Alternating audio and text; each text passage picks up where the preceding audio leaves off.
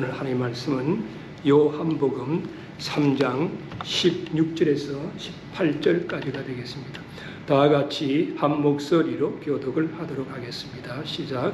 하나님이 세상을 이처럼 사랑하사 독생자를 주셨으니 이는 저를 믿는 자마다 멸망치 않고 영생을 얻게 하려 하심이니라. 하나님이 그 아들을 세상에 보내신 것은 세상을 심판하려 하심이 아니요 저로 말미암아 세상이 구원을 받게 하려 하심이라. 저를 믿는 자는 심판을 받지 아니하는 것이요 믿지 아니하는 자는 하나님의 독생자의 이름을 믿지 아니하므로 벌써 심판을 받은 것이니라. 아멘. 오늘은 사랑의 달 5월을 맞이해서 하나님의 위대한 사랑이라고 하는 제목에서 같이 은혜를 나누기를 원합니다. 사랑과 헌신의 상징인 테레사 수녀의 어록에 보면 하나님의 사랑에 대해서 이렇게 이야기를 하고 있습니다. 우리는 사랑하고 사랑받기 위해서 태어났습니다. 진정한 사랑은 이것저것 재지 않습니다. 아플 때까지 주십시오. 진실로 사랑하기를 원한다면 이해하고 용서하는 법을 배워야 합니다. 기도하면 믿게 될 것입니다. 믿으면 사랑하게 될 것입니다. 나는 모든 인간에게서 신을 봅니다. 내가 나 환자의 상처를 씻을 때 예수님을 돌보는 느낌을 갖습니다. 아름다운 경험이 아니겠습니까? 어느 날 꿈에 내가 천국문에 이르렀을 때 베드로가 나에게 지상으로 돌아가라. 여기는 빈민굴이 없다라고 이야기를 했습니다. 실패했다고 마음 상하지 마세요. 최선을 다했다면 말입니다. 많이 가질수록 줄 수 있는 것이 적습니다. 가난은 놀라운 선물일 수 있습니다. 우리에게 자유함을 줍니다. 또 이렇게 이야기해 줬습니다. 테레사 수녀는요, 지상에 예수 그리스도의 사랑의 향기를 남긴 채 영원히 시들지 아니하는 예수의 작은 꽃으로 성화가 되었습니다. 테레사는요, 1910년 8월 26일 유고슬라비아 스코포에라고 하는 곳에서 3남매 중에 막내로 태어났습니다. 12살이 되던 해에 테레사가 성직자의 꿈을 갖는 결정적인 인연을 만나게 되었습니다.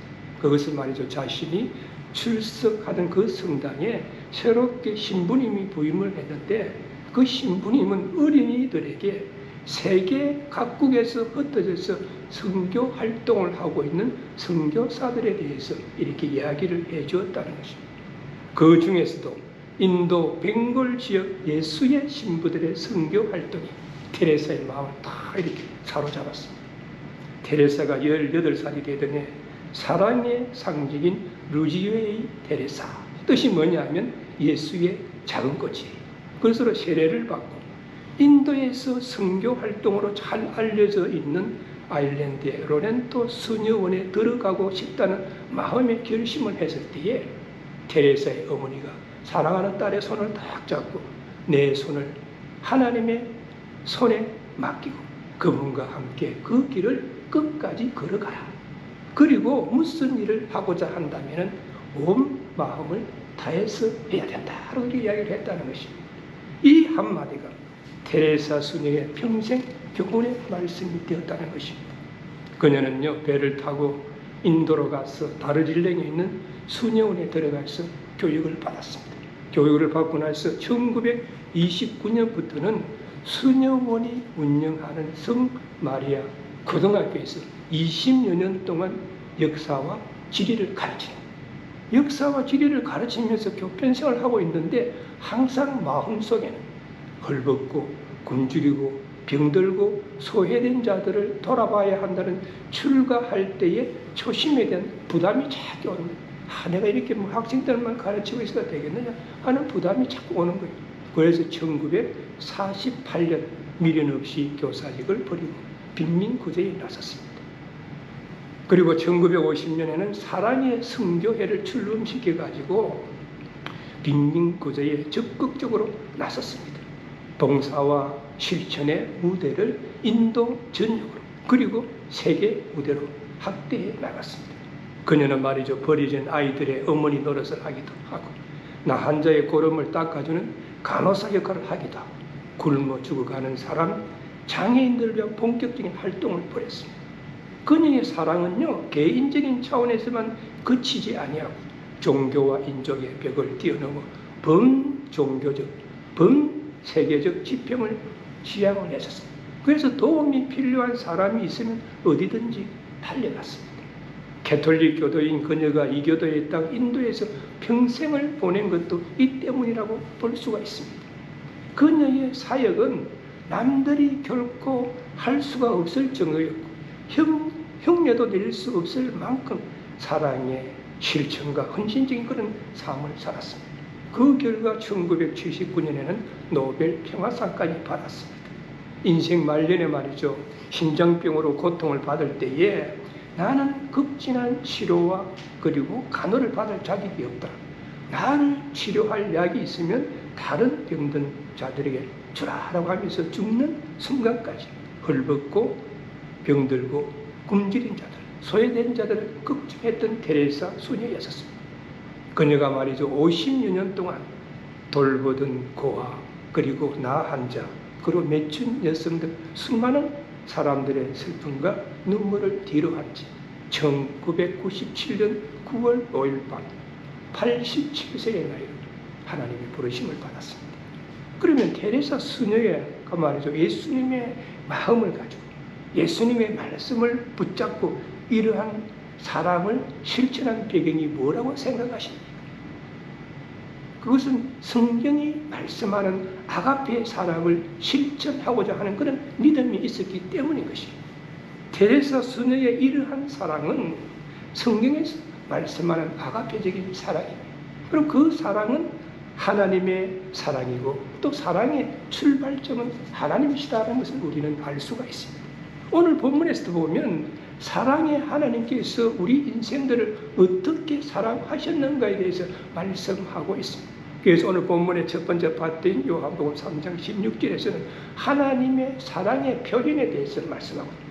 하나님께서 우리 인생들이 어떻게 사랑을 표현하셨는가? 16절 전반절에 보니까 하나님이 세상을 이처럼 사랑하사. 그 사랑의 표현은 하나님이 우리 인간을 먼저 사랑하셨다. 요한복음 3장 16절은 성경에서 가장 대표가 되는 그리고 중요한 성경 구절이라 해도 과언이 아닙니다. 그래서 말이죠. 요한복음 3장 16절을 우리는 작은 복음이다 라고 이렇게 부르는 것입니다. 그래서 말이죠. 사랑을 말할 때에 이 구절을 갖다가 지나칠 수가 없습니다. 왜냐하면 하나님의 위대하고 절대적인 사랑이 요한복음 3장 16절에 기록이 되어 있기 때문인 것입니다. 그러면 사랑의 주체는 누구인가? 사랑의 주체는요, 하나님이시죠. 영원전 언제인가 삼위 하나님의 계획 가운데서 이 아름다운 우주 만물을 창조하시고 창조의 마지막 날 삼위 하나님의 형상대로 우리 인간을 창조하셔가지고 생육하고 번성하고 충만하고 정복하고 다스리라고 하는 커진 축복과 함께 행복의 동산이라고 하는 에덴 동산에 살게 했습니다. 그러나 아담과 하와가 하나님의 말씀을 거역하고 선악과를 먹음으로 인해 가지고 우리 인간은 영생을 잃어버리게 된 것입니다. 영적으로 죽음을 맞이하게 됐습니다. 그래서 로마서 3장 23절에 보면 모든 사람이 죄를 범하였으며 하나님의 영광에 이르지 못하느니라고 말씀하고 있습니다. 이 말씀은 아담의 후손으로 태어나는 모든 인간은 죄가를 가지고 태어나기 때문에 자기 스스로 어려워질 수가 없다는 것입니다. 그러나 삼위 하나님께서 우리 인간들을 그대로 버려두시지 아니하시고 죄와 허물로 죽었던 우리 인생들을 구원하시기 위하여 계획을 세웠는데 그때 성부 하나님이 우리 인간 구원의 계획자였다라고 말씀하고 있습니다. 그래서 사랑의 주체는 하나님이십니다. 하나님의 속성 중에서 가장 위대한 속성은 바로 사랑인 것입니다. 그것은 무조건적인 사랑이고 우선적인 그런 사랑이고 주도권적인 그런 사랑이라고 우리는 볼 수가 있습니다. 그래서 요한일서 4장 10절에 보면 사랑은 여기 있으니 우리가 하나님을 사랑한 것이 아니요 오직 하나님이 우리를 사랑하사 우리 죄를 위하여 화목제물로 그 아들을 보내셨다라고 말씀하고 죄범한 우리 인생들을 말이죠. 하나님을 사랑한 것이 아니라 오직이란 말이 들어가요. 오직 하나님이 우리 인생들을 사랑하여 해서 자신의 그 독생자를 화목제물로 이 땅에 보내주셨다라고 말씀하고 있습니다. 그러므로 기독교는 사랑으로 시작해가지고 사랑으로 끝이 난다라고 볼 수가 있습니다. 그래서 말이죠, 우리는 기독교를 사랑의 종교다라고 이렇게 이야기하기도 하는 것입니다. 그러면 사랑의 대상은 누구인가? 인간이죠. 여기 보니까 하나님이 세상을 이처럼 사랑하사라고 이야기했는데 이 세상으로 표현된 것이 우리 인간을 이야기합니다. 세상이라고 하는 것은 세상 만물을 말하는 것이 아니라 우리 인간을 말하는 것입니다. 또한 말이죠, 이스라엘이나 팔레스틴에 거주하는 사람들에게만 제한된 것이 아니라 과거, 현재, 미래에 살고 있는 지구상의 범죄한 모든 인간을 지칭하는 것입니다. 그래서 디모데전서 2장 4절에 보면 하나님은 모든 사람이 구원을 받으며 진리를 아는 데 이르기를 원하노라라고 말씀하고 있습니다. 우리 인간들이 죄가를 가지고 있으면서도 그것을 갖다가 알지도 못하고 하나님의 말씀을 거역하고 하나님에게 불순종하고 또 세상과 짝하며 헛되고 헛된 것을 쫓아가고 있지만 하나님은 우리 인간들을 사랑의 대상으로 삼으셔가지고 모든 인간들이 구원받기를 원하신다라고 말씀하고 있습니다. 그러면 사랑의 크기는 어떻게 되겠습니까? 이처럼 사랑하사라고 말씀하고 있습니다. 하나님의 사랑의 크기를 갖다가 이처럼이라는 이런 말로 표현하고 있습니다. 누가 말이죠 하나님의 사랑을 저울에 달아가지고 알 수가 있겠습니까? 아무도 하나님의 사랑을 측량할 수가 있습니다. 하나님의 사랑의 넓이와 길이와 높이와 깊이와 무게를 누가 측량할 수가 있겠습니까? 그래서 이처럼이라고 하는 말로 표현을 했었습니다. 어떤 사람이 말이죠 이처럼이라고 하는 사랑에 대해서 표현하기를 이렇게 말했습니다. 예수님, 당신은 나를 얼마나 사랑하십니까? I asked Jesus, how much do you love me? 라고 물어봤더니 예수님께서 말씀하시기를 이처럼 Jesus said this much. 양팔을 벌리시고 돌아가셨다. He stretched out his arms and died. 이렇게 표현을 했었어요. 사랑의 하나님은 우리 인생들을 구원하시기 위해서 독생자 예수 그리스도를 십자가에 내주셔서 양팔을 펼치게 하시고 그 손에 못이 박혀서 죽기까지 하시는 사랑을 이처럼이라고 표현하고 있습니다. 그래서 말이죠, 하나님이 우리 인생들에 대한 사랑의 표현은 죄범한 우리 인생들이 하나님을 먼저 사랑한 것이 아니라 하나님이 우리 인생들을 먼저 사랑하셨다. 그리고 나서 그 다음에 독생자를 주셨다라고 16절 후반절에 말씀하고 있습니다. 여기 보니까 독생자를 주셨으니 이는 저를 믿는 자마다 멸망치 않고 영생을 얻게 하려 하심이라고 말씀합니다. 사랑의 수단으로 독생자를 보내주셨다는 이야기입니다. 요한일서 4장 9절에 보면 하나님의 사랑이 우리에게 이렇게 나타난 바 되었습니다. 하나님이 자기의 독생자를 사생에 보내심은 저로 말미암아 우리를 살리려 하심이라 라고 이렇게 말씀하고 있습니다. 그러므로 예수 그리스도께서 구원의 유일한 수단이 된다는 것을 우리는 알아야 할 것입니다.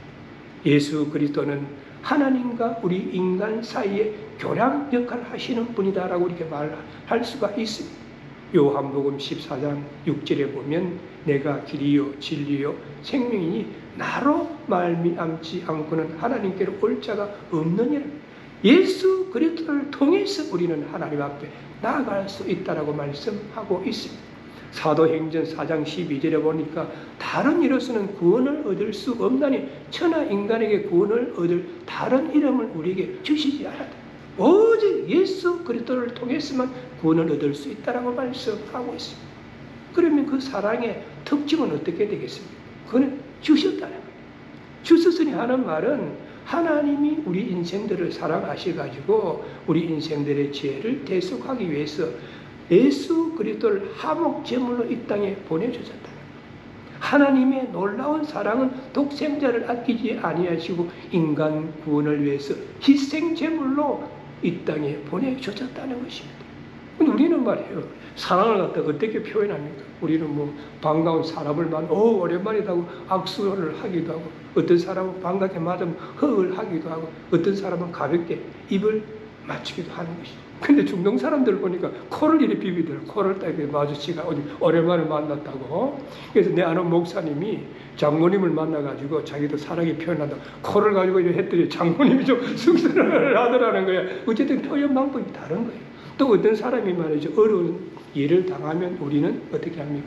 위로의 말을 하기도 하고 슬픔과 아픔을 나누기도 하고 때로는 경제적인 능력이 되면 금전적인 도움을 주기도 하는 것입니다.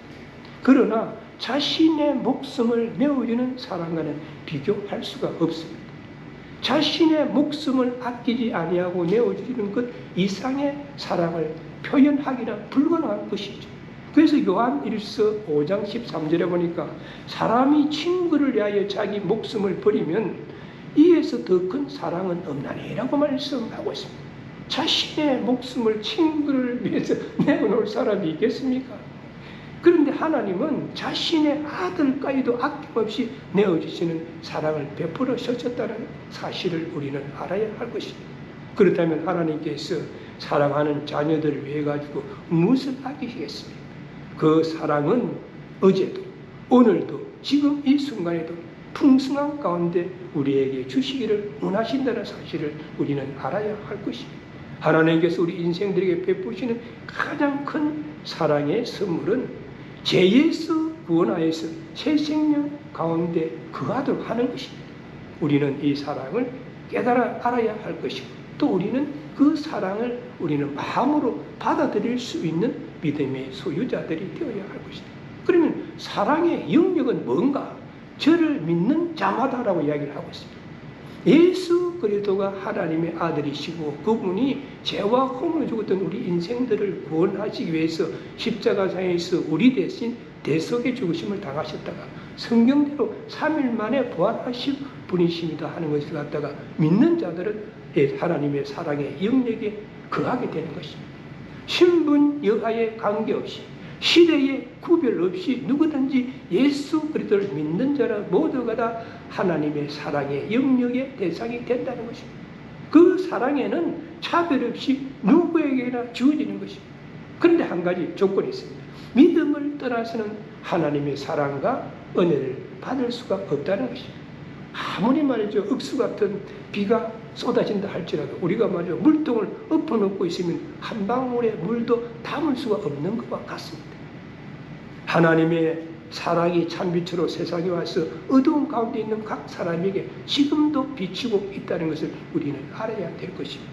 그 안에 생명이 있고 이 생명은 사람들의 빛이라는 것입니다. 그런데 문제는 빛이 어두움을 비치되 어두움이 깨닫지 못하면 아무런 소용이 없다는 것입니다. 그러므로 하나님의 사랑이 생명과 구원으로 우리에게 임하기 위해서는 신분 여하를 막론하고 예수 그리스도를 믿어야 한다는 것입니다.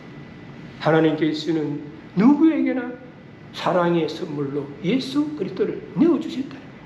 그래서 말이죠 하나님의 사랑에 대한 인간의 태도와 반응은 예수 그리스도를 믿는 길밖에는 없는 것입니다. 그래서 하나님이 세상을 이처럼 사랑해야 돼요. 하나님께서 모든 인간들을 사랑하셨다 하는 그런 이야기. 그러면 사랑의 의미는 무엇인가? 영생을 얻게 하기 위해서라 라고 말씀하고 있습니다. 하나님께서 독생자 예수 그리스도를 아끼지 아니하시고 이 땅에 보내주셔서 대속의 희생제물로 삼으신 그 사랑은 죄와 허물로 죽은 우리 인생들의 멸망치 않고 영생을 얻게 하는데 그 의미가 있다는 것입니다. 요한복음 10장 28절에 보니까 내가 너희에게 영생을 주노니 영원히 멸망치 아니할 터이요 또 저희를 내 손에서 빼앗을 자가 없느니라 라고 말씀하고 있습니다. 그래서 우리는 은혜와 믿음으로 구원을 받게 된다라고 에베소서 2장 8절에서 말씀하고 있습니다. 로마서 10장 10절에 보면 마음으로 믿어 의에 이르고 입으로 신하여 구원에 이르느니라고 말씀하고 있습니다. 그래서 우리는 은혜와 믿음으로 우리는 구원받는다는 사실을 알아야 하겠습니다. 그러면 두 번째로 하나님의 사랑의 그 목적이 무엇인가? 하나님이 우리 인생들을 사랑하신 그 목적이 있을 거잖아요. 그 목적의 첫 번째는 인간 구원을 위한 것이라고 17절에서 말씀하고 있습니다. 여기 보니까 하나님이 그 아들을 세상에 보내신 것은 세상을 심판하려 하심이 아니요 저로 말미암아 세상이 구원을 받게 하려 하심이라고 말씀하고 있습니다. 하나님이 독생자 예수 그리스도를 세상에 보내신 것은 인간들을 심판하는 데 그 목적이 있지 아니하고 구원을 얻게 하여서 영생을 주시고자 하는데 그 목적이 있다라고 말씀하고 있습니다. 요한복음 17장 3절에 보면 영생은 곧 유일하신 하나님과 그의 보내신 자 예수 그리스도를 아는 것이다라고 말씀하고 있습니다. 이 일을 위하여 예수 그리스도께서 하나님과 인간 사이의 중보자가 되셨고 하늘나라로 가는 길이 되시는 분이라는 사실을 우리는 알아야 할 것입니다. 그래서 디도스 2장 14절에 보니까 그가 우리를 대신하여 자신을 주시면 모든 불법에서 우리를 구속하시고 우리를 깨끗하게 하사 선한 일에 열심하는 진 백성이 되게 하려 하심이니라 라고 말씀하고 있습니다. 그러므로 말이죠. 탕자처럼 제약된 세상과 짝하며 제약의 본능대로 제멋대로 살아가는 우리 인생들을 그 죄가대로 처벌하시는 것이 아니라 하나님께서 무조건적인 사랑과 은총을 베풀어 주신다는 것입니다. 즉 인간들의 죄가를 독생자 예수 그리스도가 대신 지도록 대속의 제물로 삼으셨다는 사실을 우리는 알아야 하는 거예요. 대속이라고 하는 것은 말이죠. 빛을 져가지고 그 빛을 갚지 못해가지고 종이 된 자에게 그 빛을 대신 갚아주고 종된 상태에서 해방시켜주는 것을 말하는 것입니다. 즉 다시 말해서 죄로 말미암아 사단에게 매여가지고 죄의 종이 된 인간을 위해서 죄 없으신 예수 그리스도께서 죄인의 모습으로 십자가에서 처형되셔가지고 그 죄값을 대신 치러주는 것을 말씀하는 것입니다. 인간은 예수 그리스도의 십자가의 대속을 통해서만 하나님과 화목할 수가 있다는 것입니다. 이는 거룩하신 하나님 앞에 합당한 화목 제물이 바로 예수 그리스도시다라고 하는 것을 우리들에게 말씀하고 있는 것입니다. 예수님께서 우리의 죄를 위해서 대신 죽으심으로 그 속죄를 통해서 우리는 하나님으로부터 속죄의 은총을 누릴 수가 있다는 이야기입니다. 따라서 더 이상 죄에 매여 사는 어둠의 자녀가 아니라 빛의 자녀로 예수 그리스도 안에서 새 생명을 얻고 화평을 누리는 삶을 살아갈 수가 있는 것입니다. 그래서 말이야 우리 인간의 구원은 예수 그리스도의 대속의 사역에 의해서 완성이 된 것이고 또한 하나님의 선물이다라고 우리는 볼 수가 있습니다. 그러므로 하나님께서 독생자 예수 그리스도를 이 땅에 보내신 그 목적은 우리 인간들이 예수 그리스도를 통해서 구원을 얻도록 하기 위함이라는 것입니다. 즉 누구든지 예수 그리스도 앞에 나오는 것을 환영한다는 사랑의 초대장을 우리에게 보내주셨다라고 우리는 볼 수가 있는 것입니다. 우리가 말이죠. 환영을 받는다라고 하는 거 얼마나 참 좋은 일입니다. 우리가 남의 집에 갔는데 환영한다라고 하게 되는 아이씨 뭐하러 왔는지 모르겠어. 이래가지고 하면 얼마나 기분이 좋겠습니까? 가면 환영합니다. 흙도 해주고 말이죠. 반갑게 맞아. 얼마나 좋습니까? 아일랜드 어느 약수터에 가면 이 샘이 마를 때까지 누구든지 100만 번이라도 환영합니다라고 하는 팻말이 딱 붙어요. 물을 마시러 갔는데 누구든지 환영합니다. 100만 번이라도 마셔도 됩니다. 환영에 팻말이 딱 붙어있어요. 이처럼 누구든지 제한 없이 예수 그리스도 앞에 돌아오는 것을 환영하시는 분은 하나님이시라는 사실입니다. 하루가 천년같이 천년이 하루같이 기다리시는 분이 하나님이라는 사실을 우리는 알아야 될 것입니다. 러시아에 사는 말이죠. 이 유대인들은 지금도 러시아에서는 유대인들이 별로 환영을 못 받는다는 거예요. 그런데 그 19세기 말에는 유대인들을 갖다가 짐승처럼 취급했다.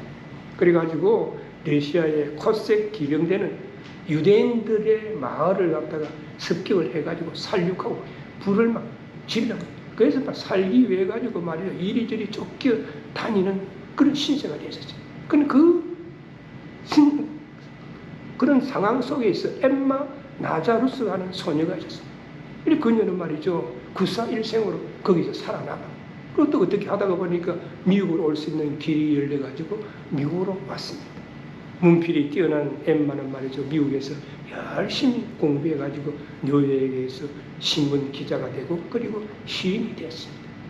1886년 10월 프랑스에 말이죠. 거기에서 조각가가 기증한 자유의 여신상이 뉴욕 항구에 세워졌습니다. 그것은 자유의 나라가 부러지는 한영의 상징이었다고 볼 수가 있습니다. 총칼에 쫓기고 불길 속을 헤맨 경험이 있는 엠마에게 있어가지고 한영을 받을 수 있다는 감격을 누구보다도 더 절실했었습니다. 그러나 엠마는 말이죠. 자유의 여신상 제막식을 구경할 수가 없었습니다. 그녀는 병이 들어가지고 죽을 날을 기다리고 있었기 때문인 것입니다. 그래서 엠마는 병석에 누워가지고 자유의 여신상에 바치는 시를 썼습니다. 피곤한 자도 가난한 자도 어중이도 떠중이도 내게로 오라. 동경하던 자유를 호흡하라. 누더기가 된 난민도 집 없는 사람도 폭풍에 시달리던 사람도 나에게 이 분비는 해변에 오라. 황건 문가에서 내 등불을 높이 떨리니 하는 이 시를 쓰셨습니다. 엠마는 수개월 뒤에 죽었습니다. 그런데 이 한영의 시는 지금도 자유의 여신상에 새겨져 있습니다. 이 시를 읽으면 예수님의 한영의 말씀이 생각이 납니다. 수고하고 무거워진 자들아 다 내게로 오라. 내가 너희를 쉬게 하리라. 제법만 우리 인생들에게 말이죠. 너희들이 죄를 지고 어려워하고 힘들어하지 말고 다 내게로 오라. 내가 너희를 구원하겠다. 라고 한영의 말씀을 하셨다라고 말씀하고 있습니다. 누군가가 말이야 질문하기를 죽을 뻔한 게 좋습니까? 살 뻔한 게 좋습니까? 라고 이렇게 질문하면 어떻게 대답하겠습니까? 죽을 뻔했습니까? 살 뻔했습니까? 라고 이렇게 질문하면 어떤 것이 더 좋다고 답변할 수가 있겠습니까? 성급한 사람은 말이죠. 생각 없이 살 뻔했습니다. 이렇게 대답할 수가 있습니다. 살 뻔했다라고 하는 것은 아쉽게도 살려하다가 죽은 것을 표현하는 그런 이야기가 되는 것이죠. 죽을 뻔했습니다 하는 것은 죽으려 하다가 살았다는 이야기가 되는 것이 않습니까? 사도 바울이 말이죠. 아그리파 왕에게 예수님에 관하여 설명을 하자. 그가 거의 그리스도인이 될 뻔하였다라고 이렇게 표현했습니다. 이것은 영적으로 아주 아쉬운 일이죠. 될 뻔했다는 안 됐다는 그런 이야기가 되는 것이 아니에요. 그리스도인이 될 뻔했다라고 하는 아무 소용이 없습니다. 믿을 뻔했습니다 하는 것도 아무 소용이 없는 것이죠.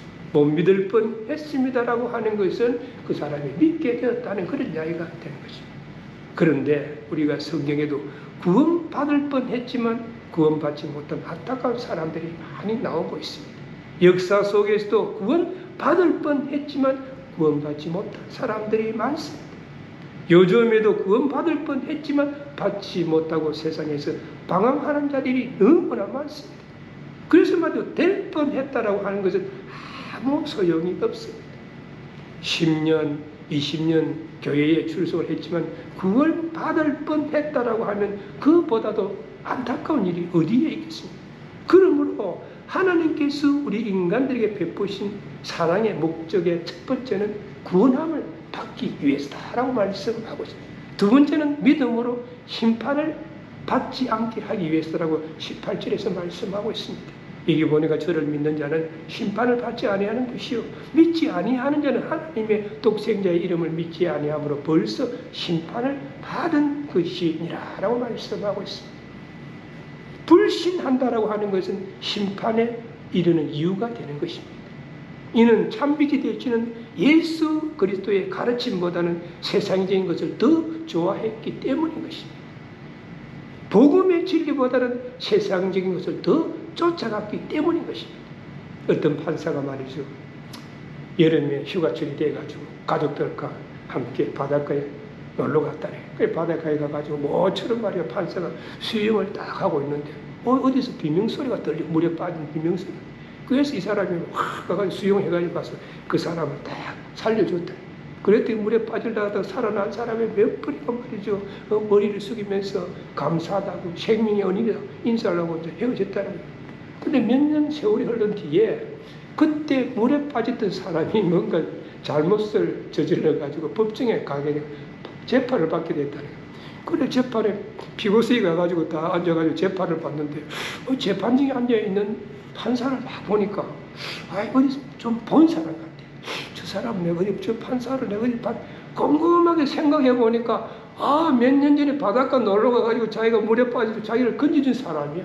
그래서 이 사람이 재판석에 앉다가 피고인석에 앉아있다가 다시 인사를 한 거예요. 예, 이렇게 각듯이 인사를 하고 저를 잘 모르겠습니까? 제가 몇 년 전에 물에 빠졌을 때 판사님이 저를 살려주시지 않습니까? 그때에 베풀어줬던 그런 그 은혜를 오늘 이 법정에서도 저에게 좀 베풀어서 좀 저희 잘못을 용서해 주면 어떻겠습니까? 라고 이렇게 했다는 거예요. 그랬더니 그 판사가 이야기하기를 전에는 살려주는 위치에 있었던 사람이었지만 지금은 내 죄를 재판하는 사람이다 라고 하면서 냉정하게 거절했던 그 유명한 그 일화가 있습니다.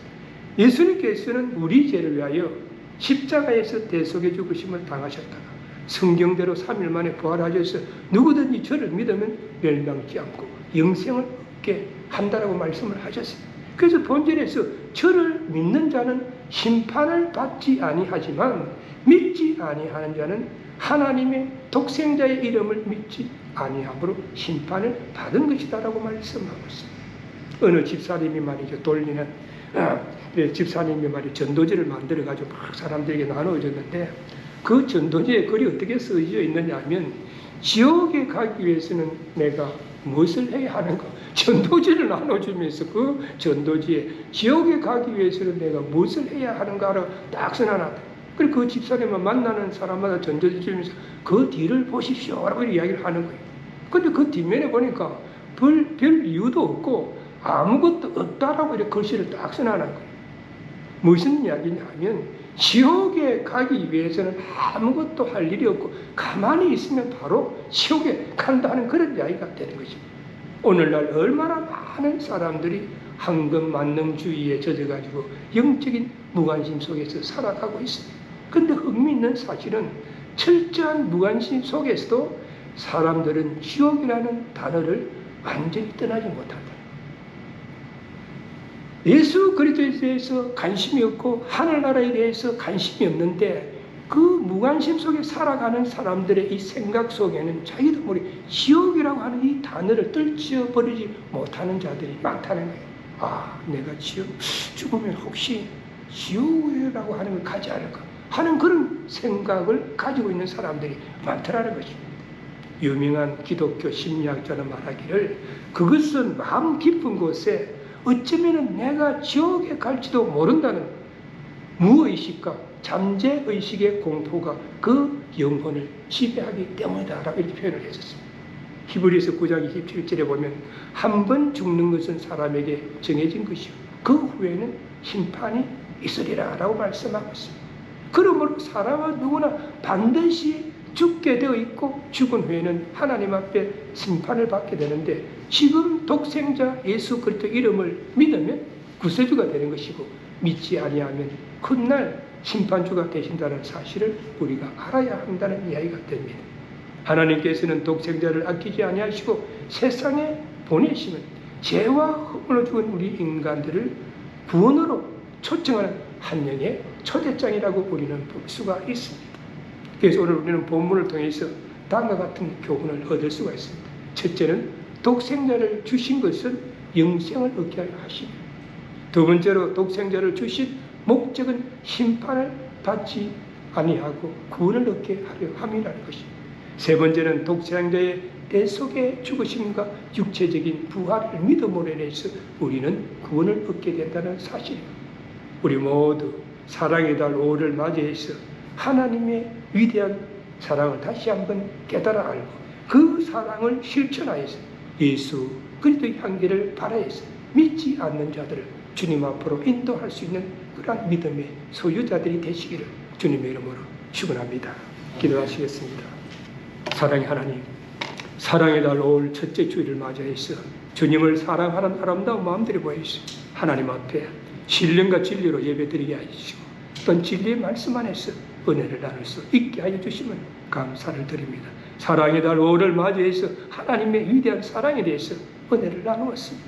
오늘 진리의 말씀은 재범한 우리 인생들을 하나님을 먼저 사랑한 것이 아니라 하나님께서 우리 인생들을 먼저 사랑하셔서 독생자를 우리에게 보내주시고 또 독생자를 보내주신 것은 우리 인생들을 심판하려 하심이 아니라 우리 인생들로 하여금 구원을 얻게 하려 하신다라고 말씀하셔서 우리 모두가 이 말씀을 다시 한번 바르게 깨달아 알게 하여 주시옵시고 다시 한번 마음판에 새겨서 사랑의 달 5월에 우리 모두가 이 말씀을 붙잡고 우리 주위에 예수 그리스도의 사랑을 실천하여서 믿지 않는 자들을 주님 앞으로 인도할 수 있는 믿음의 소유자들이 될 수 있도록 우리 모두를 인도하시고 넘치도록 축복하여 주옵소서. 우리 주 예수 그리스도의 이름으로 간절히 기도드리오나이다. 아멘. 지금은 우리 주 예수 그리스도의 은혜와 극진하신 하나님의 사랑과 오늘도 우리의 마음 가운데 내재하시고 감동케 하시는 성령님의 역사하심이 오늘 정글의 말씀을 다시 한번 마음판에 새기고 사랑의 달 5월을 맞이해서 하나님의 크신 사랑, 예수님의 크신 사랑을 항상 우리 주위에 증거하기를 소원하는 이 자리에 모이신 모든 분들과 그 가정과 삶의 현장 위에 지금으로부터 영원까지 함께할지어다. 아멘.